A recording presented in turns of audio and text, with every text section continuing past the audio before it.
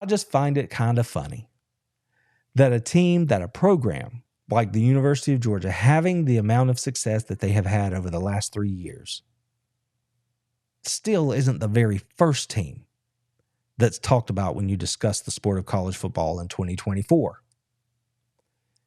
In most instances, they're the last team. And in a lot of ways, that's a sign of respect, because people assume that Georgia's going to be really good. People assume that they're going to have a good offense under Carson Beck. People assume that they're always going to play great defense at Georgia.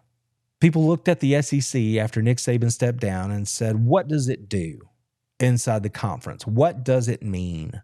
What it means is every team, will they take a step forward? Because now the greatest coach of all time is not the coach that you're going to be facing when you have to play Alabama. The second part of that question is, well, what does it mean for Georgia? Well, what it means for Georgia is that they also take a step forward. Georgia had done all it needed to do over the last 2-3 seasons to prove that they were already the standard in college football, the best program in college football. Yes, they lost the game to Nick Saban and Alabama in the SEC championship game. That's one result. Like I said, the Dogs have won 46 of 48.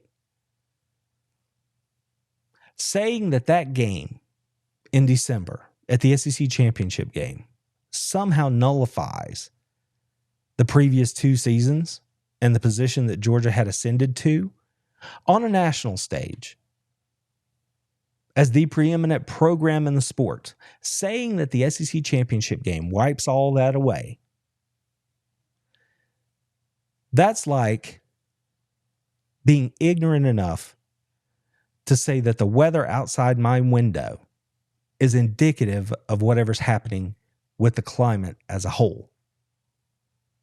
2 entirely different things.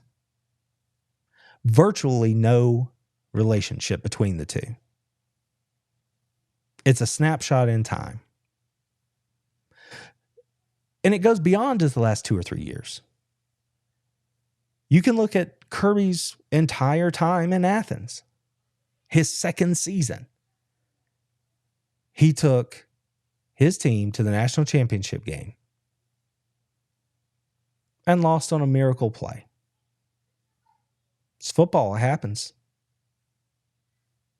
To sit back and say that there's some huge difference between that Georgia team and Nick Saban's team that year, that's foolhardy. It's silly. And every year since then, nothing has changed. And eventually, it's like Kirby said, you keep swinging, eventually you're going to hit one that leaves the yard. Well, he hit 2. In overtime, we didn't finish when we had to, and Alabama did. And to give them credit, but I think everybody can see that Georgia's going to be a force to be reckoned with. I'm very proud of this team and this university, and we're not going anywhere. He told the world after that miracle play when the Dogs lost to Alabama in the national championship game following the 2017 season. The University of Georgia, everyone can see what we're about, and the University of Georgia is not going anywhere. Now, I'm paraphrasing, but he let everybody know right there what the future was going to hold for the Dogs. And they have gone out and backed it up in spades. So when you look at what the 12-team playoff does for Georgia, when you look at what Nick Saban's retirement does for Georgia,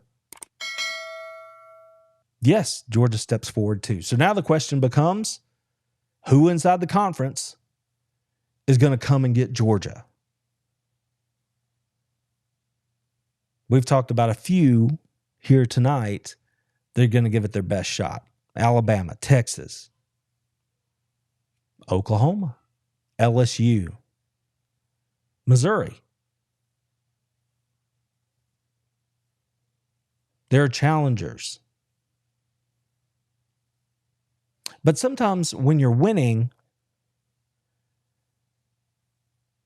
the way everybody else can win, the only way they can win, because everybody's coming for you when you're winning the way Georgia's won the last few years. And the only way that these other teams can win is by trying to knock you off your perch. You know the song. You know, a team goes 8-4, 9-2, 9-3. But they beat that big team. For years, it was Alabama. That team's Georgia now. So, yeah, there's a lot of moving, a lot of shifting, a lot of rearranging. But the question is, who's going to come get Georgia? So how about them fucking dogs? That's what I told them.